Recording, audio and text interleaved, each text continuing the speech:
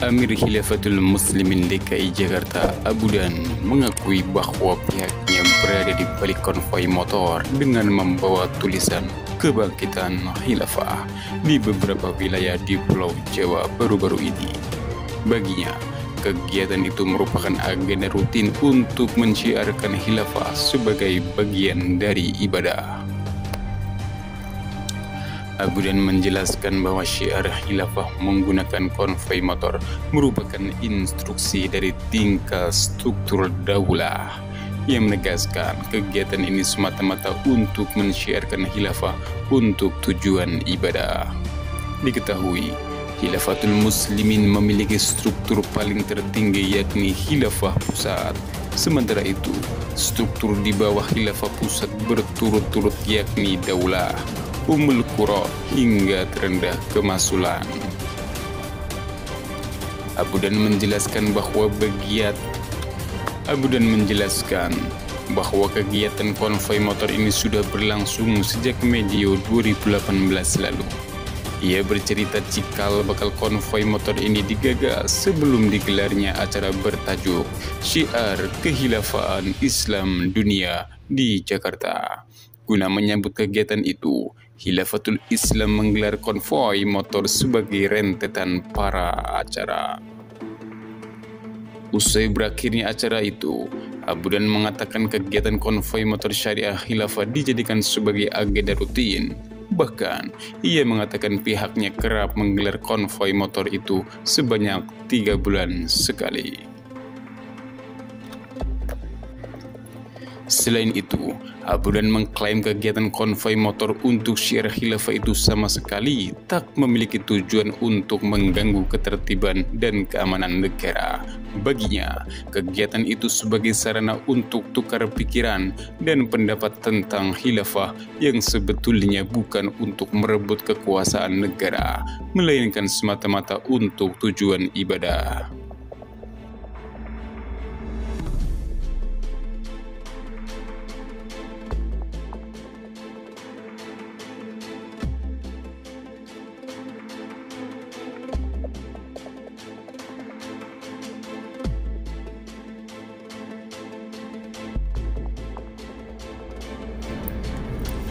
Khilafatul Muslimin menjadi sorotan setelah konvoi sejumlah pemotor yang membawa atribut khilafah. Khilafatul Muslimin didirikan oleh Abdul Qadir Hasan Baraja, Direktur Pencegahan Badan Nasional Penanggulangan Terorisme atau BNPT.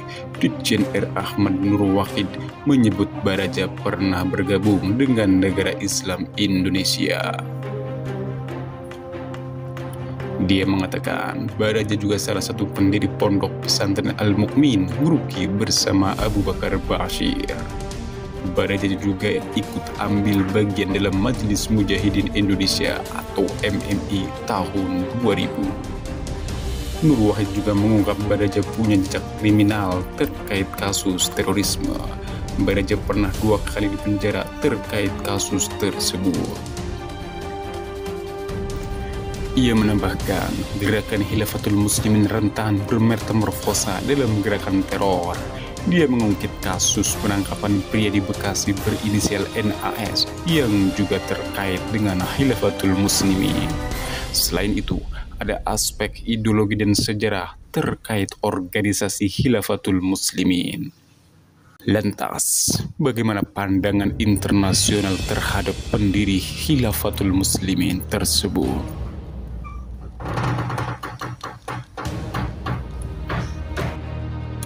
Gerakan Khilafatul Muslimin diduga juga berafiliasi dengan jaringan terorisme, salah satunya ISIS. Hal ini seperti dinyatakan peneliti terorisme dari Singapura, Rohan Gunaratna.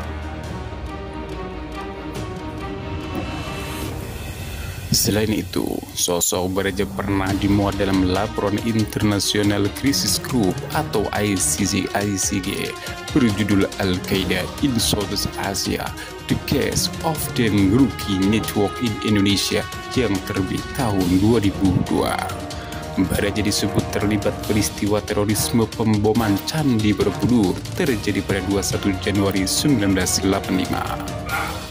9 stupa yang baru direstorasi rusak.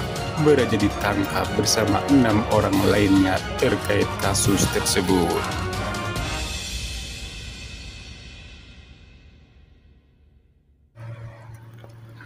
Baraja berasal dari Sumbawa, Nusa Tenggara Barat atau NTB. Sebelum ditangkap terkait bom Borobudur, Baraja dicokok aparat pada 1979 terkait peristiwa perampokan dan pembunuhan yang dilakukan jaringan Warman. 3 tahun di penjara, dia kemudian keluar dan pergi ke Teluk Betung, Lampung. Dia ditangkap aparat di lokasi itu pada Mei 1985 karena diduga terkait bom Borobudur. Selanjutnya, dia dipenjara selama 13 tahun. Dia didakwa menyediakan bahan peledak untuk bom Borobudur. Dia mengatakan Baraja adalah ustadz radikal yang dulu dekat dengan Abu Bakar Bashir. Dilansir dari situs Khilafatul Muslimin, Baraja menggagas kelompok ini pada 18 Juli 1997.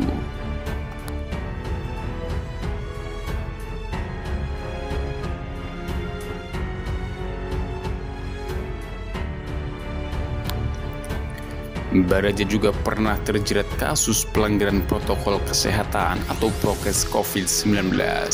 Selain Baraja, 2 tersangka lain ialah Khairuddin alias Abu Bakar atau Amir Wilayah Bandar Lampung dan Juliadi atau Amir Wilayah Lampung Selatan. Ditreskrim Polda Lampung AKBP Rainal Hutagalung mengatakan ketiganya diperiksa atas dugaan pelanggaran prokes pada kegiatan kirab Jalan Sehat peringatan 1 Muharram pada Selasa tanggal 10 bulan 8. Acara yang digelar di kota Bandar Lampung dan Lampung Selatan itu disebut menimbulkan kerumunan. Ada 2 berkas perkara yang diserahkan ke JPU Kejati Lampung, yakni terkait kasus di Bandar Lampung dan berkas di TKP Lampung Selatan pada Senin tanggal 18 Agustus 2021. Ketiga tersangka dijerat pasal 160 KUHP, Jungto pasal 55 dan 56 KUHP, serta pasal 216 KUHP atau pasal 14 ayat 1 Undang-Undang RI nomor 4 tahun 1984 tentang penelusuran wabah penyakit menular dan pasal 93 Junto pasal 9 ayat 1 Undang-Undang nomor 6 tahun 2018 tentang kekarantinaan kesehatan dengan ancaman hukuman maksimal 6 tahun kurungan penjara.